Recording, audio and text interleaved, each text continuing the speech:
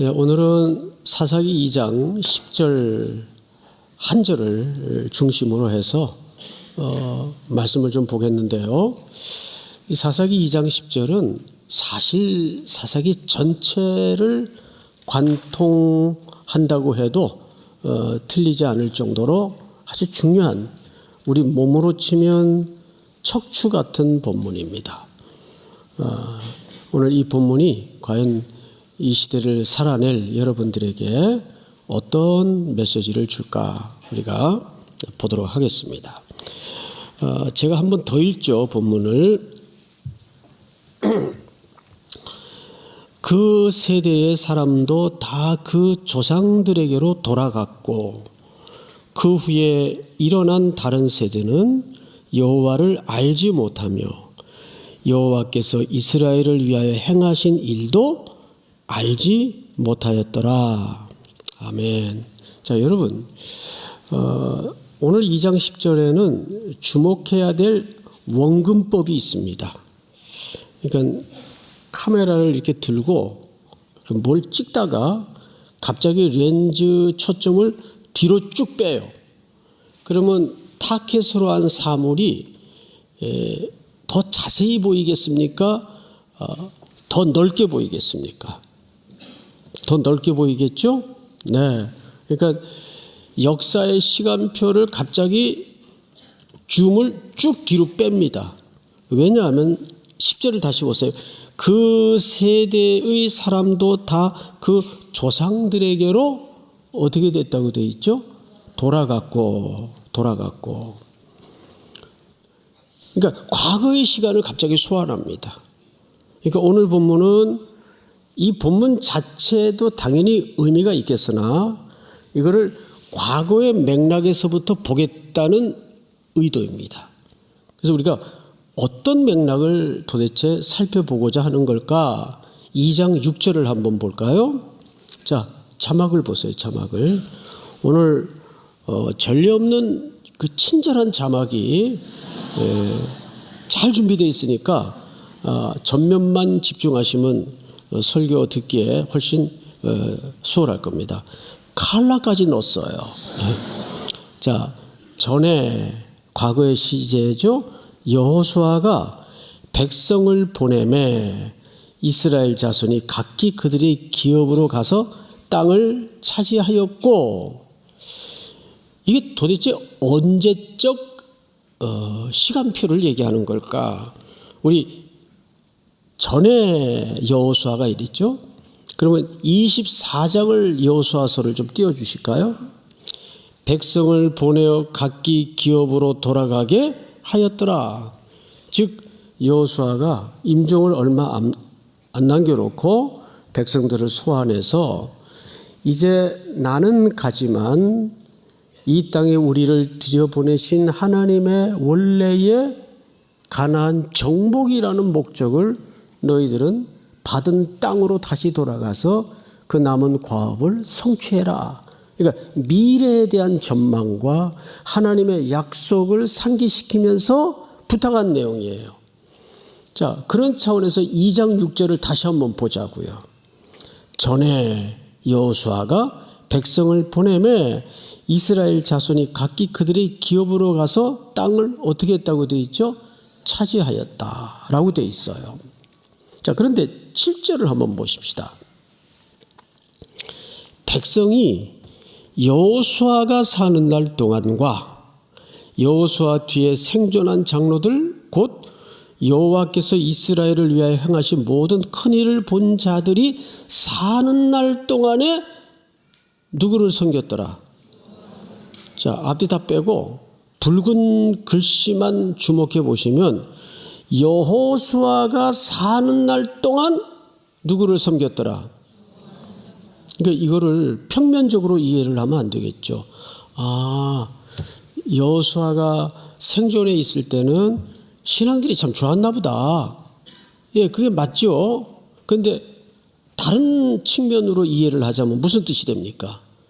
이들의 신앙은 여호수아라는 핵심 인물의 생물학적인 세월을 넘어갔어요? 넘어가지 못했어요? 그렇죠. 넘어가지 못했다는 얘기입니다. 그저 불안불안하게 버텨내고 있었던 이들의 신앙이 핵심 엔진이 딱 꺼지면서 그걸로 끝난 거예요.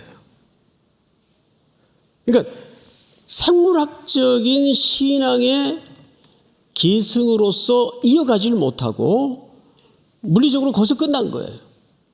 굉장히 슬픈 역사를 암시하는 내용입니다. 8절을 한번 볼까요? 다음 절. 여호와의 종 눈의 아들 여호수아가 110세의 죽음에 엔진이 꺼졌어요. 그 다음 구절을 한번 볼까요? 오늘 본문이죠. 그 세대의 사람도 다 그 조상들에게로 돌아갔고 그 후에 일어난 무슨 세대입니까? 다른 세대. 다른 세대라는 말은 이렇게 이해하면 안 돼요. 그래도 여호수아가 살아있을 때는 4.0 버전을 썼는데 그 엔진이 꺼져버리니까 좀 버전이 낮아졌다. 옛날만 못하다. 이 얘기 아니에요.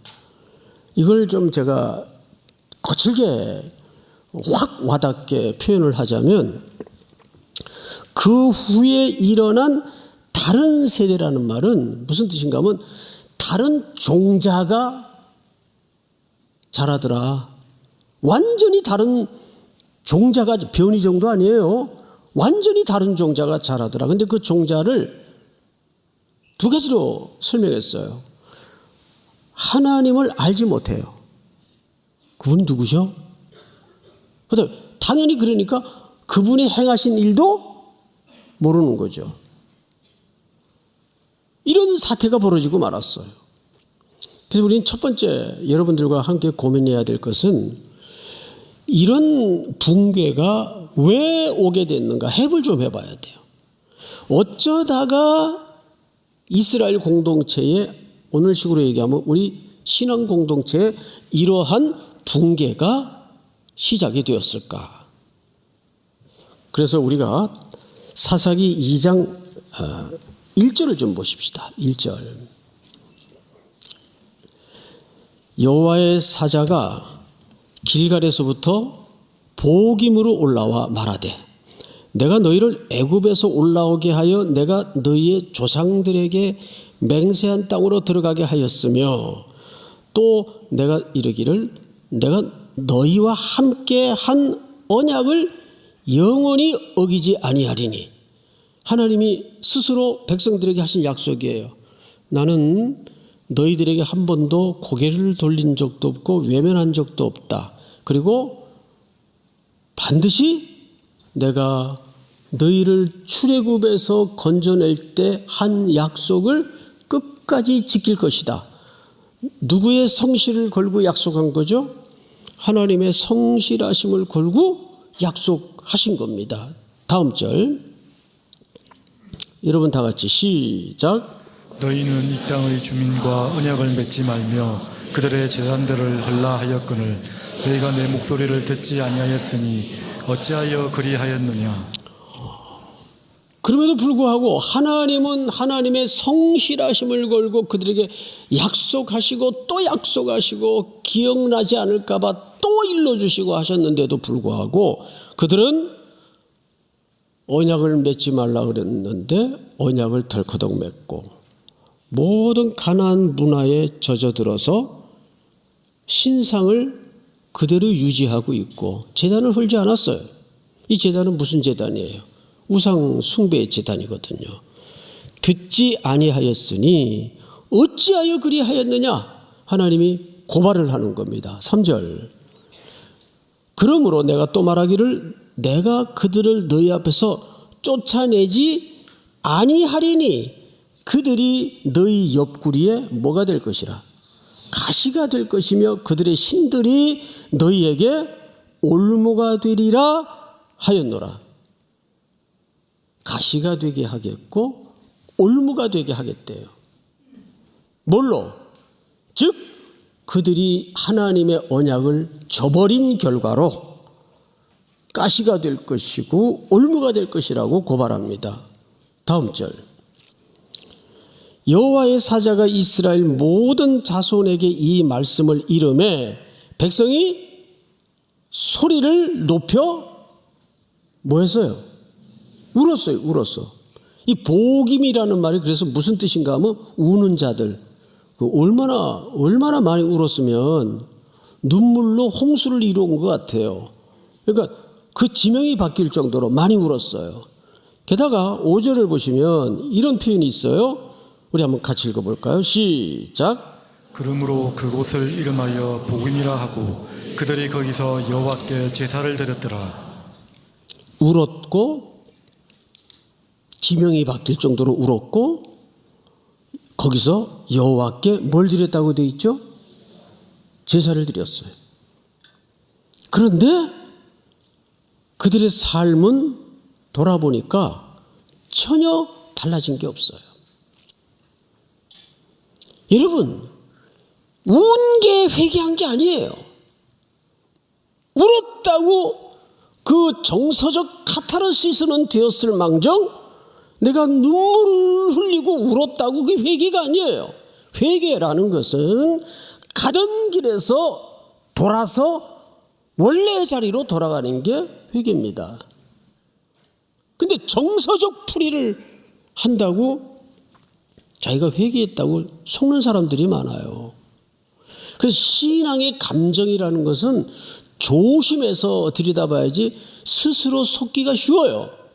게다가 그럴수록 이들은 뭘 강화시키냐 하면 종교의 형식만 계속 강화시킵니다. 그렇죠? 울었어. 예배도 드렸어. 그래서 많은 사람들이 회개했다고 속아요. 근데 우리가 그 이후의 본문들을 들여다보면 계속 우상숭배의 현장을 이 백성들은 떠나지 않습니다. 결론은 뭐예요? 다른 세대가 일어났어요. 하나님 누군지도 모르고 그분이 행하신 일이 어떤 일인지도 모르는 다른 세대가 일어났어요. 그러니까 이런 회개를 뭐라고 얘기하냐면 사사기 첫 시간에 제목으로 말씀을 드렸던 것처럼 기계적 회개의 특징입니다. 우는 거예요 그냥. 그런데 삶은 안 바뀌어요. 그러니까 하나님께서 뭐라 그랬어요? 말라기에 구약을 닫으면서 야 그런 예배 이제 그만 좀 하자. 내가 언제 재물의 목이 말랐냐? 그거 그만 갖고 와라. 더 끔찍한 얘기를 하시죠. 성전 문 닫자. 그런 제사 나 싫다. 과부와 고아와 나그네를 압제하고 남의 것을 등쳐먹고 삶은 조금도 탐욕에 붙들려 달라지지 않으면서 계속 울고 또 회개하고 또 예배드리고 종교적인 형식만 강화하는 그런 예배 하지 말자. 이 고발하는 거예요. 그 결과가 뭐예요? 다른 세대가 일어난 거예요. 그 다른 세대의 특징을 한번 볼까요? 11절 띄워주세요. 2장 11절을 보시면 이렇게 이스라엘 자손이 여호와의 목전에 악을 행하여 뭘 섬깁니까?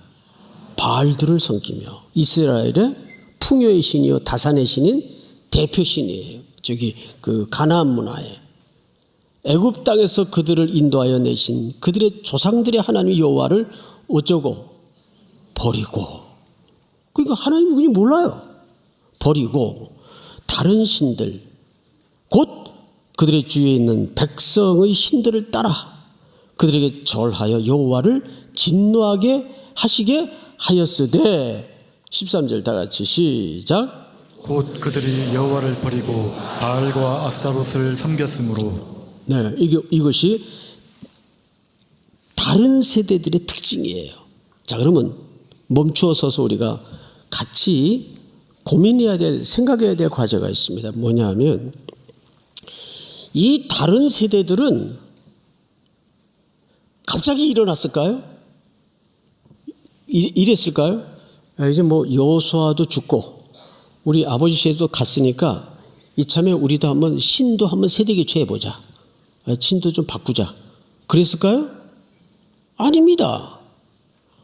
우리가 지금 2장 1절서부터 쭉 살펴본 맥락을 보면 그들이 계속해서 제단을 헐지 않았어요. 그리고 아스타롯과 바알을 섬겼다는 말은 무슨 뜻인가 하면 당장 즉각적으로 효과가 나는 것 같고 효율적으로 보이고 눈에 좋게 보여지는 이 가나안 문화의 답습을 매력 있게 본 겁니다. 효율성을 따지고 즉각성을 중요하게 생각하고 뭐 어쨌든 나한테 이익이 되면 되는 거지 뭐. 그러니까 대상을 수단화하는 철저한 우상 숭배의 전형을 따라간 거예요. 자, 그러면 여러분 우리가 여기서 몇 가지 조금 더 깊이 들어갈 이유가 있는데 이 다른 세대의 사실상 생태계를 만들어 놓은 사람들은 누구예요? 기성세대입니까? 그 앞에 세대예요. 콩 심은 데서 뭐가 나와야 돼요? 콩이 나오는 거예요. 콩 심었는데 팥이 나오는 법은 없어요. 그러니까 뭔가 생태계가 잘못되었기 때문에 다른 종자가 일어났다 그 말이에요. 그래서 하나님은 역사라는 시간 속에서 정직하게 자기의 얼굴을 들이미십니다. 시간 속에서 일하시는 하나님이심을 여러분 잊어서는 안 됩니다. 오늘 조그마해 보이는 사소해 보이는 내 하루의 삶의 행위들이 언젠가는 저 먼 시간표 속에서 하나님의 진의로 드러나게 돼 있단 말이에요. 그래서 그리스도인들에게 가장 엄중히 생각해야 될 신학적 고찰은 역사인식을 가져야 됩니다. 역사인식이라는 것은 무슨 거창한 이야기가 아니에요. 점들이 모여서, 점들은 우리 일상에 일어나는 사건들이에요. 일들이에요. 점들이 모여서 우리의 인생이 되고 인생이 쌓여져서 역사가 되지 않습니까? 그러니까 다른 세대는 어느 날 갑자기 일어난 세대가 아니에요. 일찍이 하나님은 신명기서에 이렇게 얘기하셨어요. 읽기 전에 제 말씀을 들어보고 이 본문을 보세요. 그들이 여호와를 버렸다는 것은 단순히 우상 숭배에 빠졌다는 그런 의미가 아닙니다. 이스라엘의 삶의 체계, 삶의 철학이 신앙의 체계가 완전히 붕괴됐다는 얘기입니다. 왜 그랬을까? 신명기 6장을 한번 보세요. 오늘 내가 네게 명하는 이 말씀을 너는 어디에 새기라고 되어 있어요? 자, 마음이 어딥니까? 마음 보여요? 마음 볼 수 있어요? 못 보죠? 그래서 여기서 마음이라는 말은 무슨 뜻인가 하면 우리의 전 인생의 실존적 실체입니다. 자녀 세대는 부모 세대를 통해서 일일이 가르치고 주입식에서 집어넣고 한다고 뭔가 배워지는 게 아니에요. 우리는 알죠. 우리 엄마가 말은 저렇게 해도 돈 되게 좋아하는 거 내가 아는데 그렇게 배우는 거예요. 삶이라는 것은 그렇게 들어가잖아요. 우리 아버지가 저렇게 하면 손해보는 거 뻔한데 왜 저러실까? 근데 얼마 있지 않아 자기도 아버지의 자리에 서게 되면 그때 우리 아버지가 그랬지. 그래, 그 길이 맞았어. 나도 그렇게 걸어가야 돼. 이게 배우는 거잖아요. 귓구멍에 막 집어넣어준다고 그게 학습이 되는 게 아니잖아요. 그러니까 마음에 새기고라는 말은 실존적인 총체적 삶을 통해서 우리가 후배들에게 또 기성세대는 자녀들에게 어떤 생태계를 만들어주고 있는가를 봐야 됩니다. 7절을 보세요. 네 자녀에게 부지런히 가르치며 집에 앉았을 때든지 길에 갈 때든지 누워 있을 때든지 일어날 때든지 이 말씀을 뭐하라? 강론할 것이며. 이렇게 하면 죽어요. 애들이 어떻게 살아요? 근데 이 말의 진의가 뭡니까? 이 말은 강론이라는 말은 선포하라는 말 아니에요? 말씀을 풀어주라는 말 아니에요? 해석하라는 말 아니에요? 저도 이제 설교를 준비하면 이 30-40분짜리 설교를 준비하려면 일주일 내내 본문을 이제 월요일 날 본문이 대충 나와요. 그러면 그걸 가지고 일주일 동안 계속 씨름합니다. 오늘도 새벽 2시까지. 그것도 모자라서 씨름을 해요. 그리고 이제 이렇게 원고가 다 이제 준비가 돼요. 이렇게. 네? 그런데 첫 번째 거기서 씨름하는 과정에서 성경이 해석이 되죠. 두 번째는 이 강단에서 내 준비한 것과는 상관없이 준비한 것을 넘어서 하나님이 말씀을 주실 때가 80-90%예요. 사실은. 물론 준비된 말씀이 토양이 되겠지만. 그러면 세 번째 해석은 어디서 이루어질까요? 당연히 제 삶의 현장과 말씀을 들은 여러분들의 삶의 현장에서 그 말씀이 녹여내지고 해석이 돼야 돼요. 지난 월요일 날 그 킹 오브 킹스라는 시사회에 다녀왔어요. 아직 우리말로 더빙이 안 돼서 원본을 보고 왔는데 물론 다 밑에 한글 자막이 있어요. 보고 왔는데 깜짝 놀랐어요.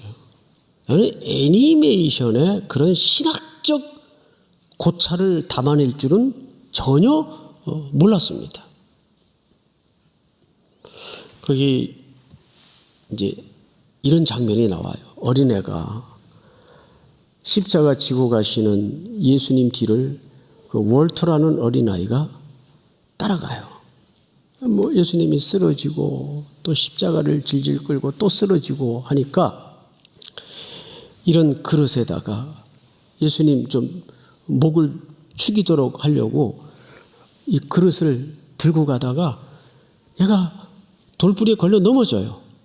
그러니까 이 그릇이 떼굴떼굴 구르면서 물은 다 쏟아지죠. 결국 그 물을 예수님에게 목을 그 잠깐이나마 해결을 못해요. 그래서 이게 성경에 나와 있는 얘기도 아닌데 이런 삽입을 왜 했을까? 내내 궁금했어요. 영화를 보면서. 그래서 이제 끝나고 나서 또 시사회 평하는 인터뷰 자리가 있어서 이제 인터뷰 사회하시는 그 국민일보 기자가 뭐 작가에게 좀 감독에게 뭐 물어볼 일이 없냐. 그래서 제가 궁금해서 그 장성호 감독님에게 그 의미는 혹시 이런 거 아니에요? 제가 느낀 대로 얘기를 했어요. 마지막 십자가의 구원의 완성에 어린아이의 물 한 그릇도 도움이 되지 않는다. 오직 주님의 고난과 피 흘린 십자가의 보혈의 공로로만 구원은 완성되는 거다. 그 의미를 담아내려고 그렇게 그림을 삽입한 거 아닙니까? 그랬더니 놀랍게도 맞대요. 맞대요. 그래서 제가 더 놀래가지고 아니 어떻게 그런 그게 신학적인 얘기잖아요. 어떻게 그런 생각을 하셨어요? 그랬더니 저를 이렇게 쳐다보시면서 설교 시간에 다 들은 거예요. 그랬더니 감동의 쓰나미가 네? 진짜 놀랐어요. 이런 신학적 지점이 몇 군데 있더라고요. 이제 다 얘기를 하면 스포가 되니까 7월 16일 개봉을 합니다. 꼭 보세요. 정말 잘 만들었어요. 완성도에 있어서는 그 영화를 공부한 분들마저도 완벽하다 그러더라고요. 그걸 떠나서 세 번째 해석은 결국 말씀을 들은 성도들이 삶의 현장에서 살아내는 것이 설교의 완성입니다. 믿습니까, 여러분? 이건 어디 갔어요? 신명기. 네 자녀에게 부지런히 가르치며 집에 앉았을 때든지 길을 갈 때든지 누워 있을 때든지 일어날 때든지 이 말씀을 강론하라. 무슨 얘기예요? 우리의 전 존재와 삶의 시간표 속에서 살아내라 그 말이에요. 삶이 말씀이 되고 삶이 그 말씀의 선포가 되도록 가르치고 살아내라 그 말이에요. 그런데 왜 다른 세대가 일어났을까?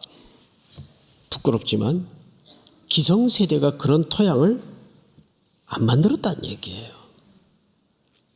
바알을 섬기고 아스타롯을 섬기고, 이건 단순한 우상 숭배를 넘어서서 배교의 이론을 넘어서서 이거는 여호와를 저버린 토양의 결과입니다.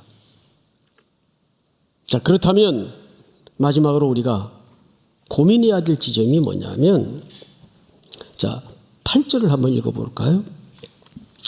너는 또 그것을 네 손목에 메어 기호를 삼으며 네 미간에 붙여 표로 삼고 또 네 집 문설주와 바깥문에 기록할지니라.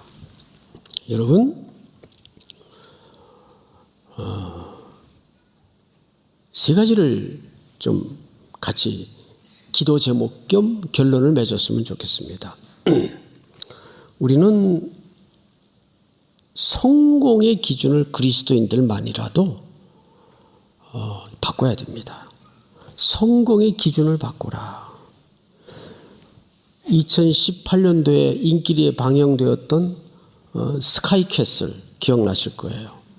거기에 보면 그 김서영 씨라는 분이 이제 아이들 성적에 불안해하는 부모님이 오면 꼭 하는 얘기가 있어요.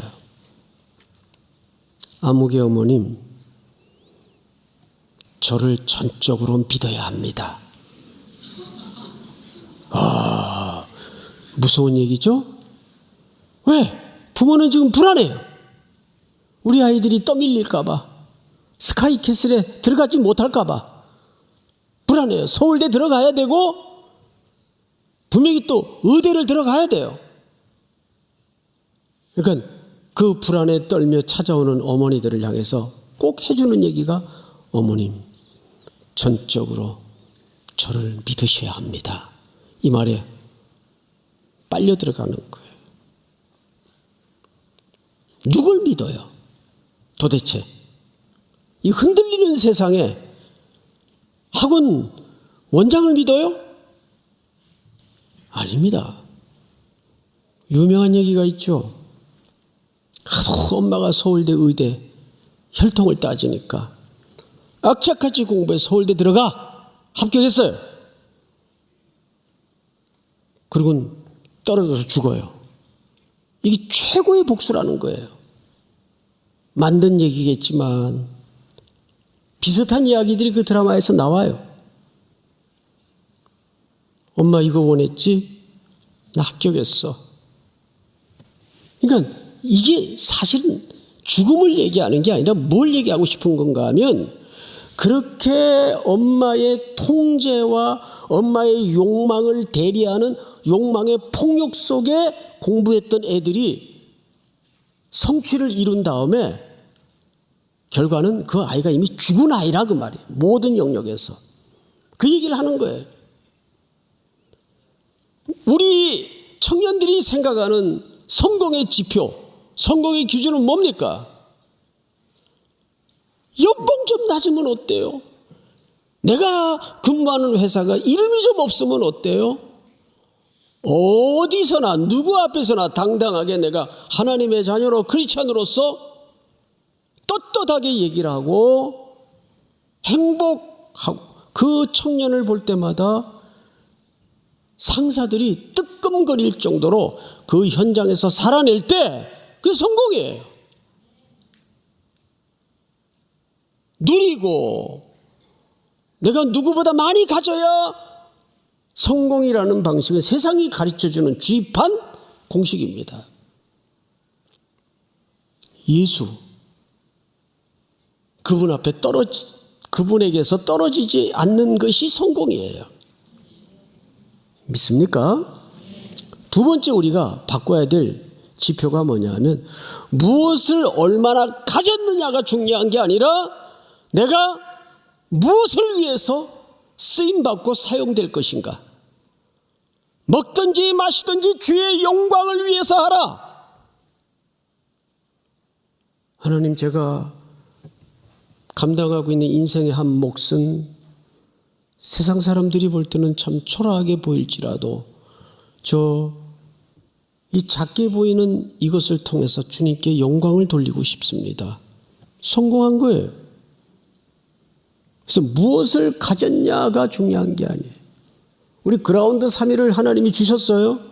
와, 우리에게 멋진 건물 2동이나 생겼다. 그거예요? 그곳에서 여러분들이 마음껏 하나님을 경험하고 실패를 딛고 어떻게 또 하나님의 손에 붙잡혀 도약하는가, 그 고민을 해야 되겠죠. 믿습니까? 마지막으로 우리가 기억할 것은, 신앙의 전수라는 것은 정보 전달이 아니에요. 신앙의 전수라는 것은 온 삶으로 살아내는 웅장한 메시지를 드러내야 됩니다. 설득하고 가르치는 게 아니에요. 그 청년을 볼 때, 그 자매를 볼 때, 맞아, 저거지. 우리 알잖아요. 뭐가 진짜 올곧게 걸어가야 되는 싸움을 우리는 알아요. 근데 안 되는 영역이 분명히 있어요. 그럴 때 우리는 하나님의 은혜를 목말라 할 수밖에 없습니다. 그것도 성공이에요. 내가 부족해도 연약해도. 그러니까 탕자가 온전해질 때는 아버지께로 의지하여 돌아오는 게 온전해진 거예요. 믿습니까? 내가 뭔가 그럴듯한 모습으로 폼나게 준비돼야 온전해지는 게 아니에요. 그걸 완전주의자라 그래요. 성경은 완전해지라는 말을 안 해요, 우리에게. 온전해지라. 그게 무슨 뜻입니까? 그리스도 안에 있으면 허물도 약함도 누가 다 대신해 주십니까? 예수 그리스도. 그분이 그 안에서 다 만져주십니다. 그게 성공이에요. 그러니까 결국 우리 끝에는 항상 맞닥뜨릴 수밖에 없는 질문이 하나예요. 너 그래도 네 힘으로 살래? 내 힘으로 살까? 결국 이 싸움이에요, 전부가.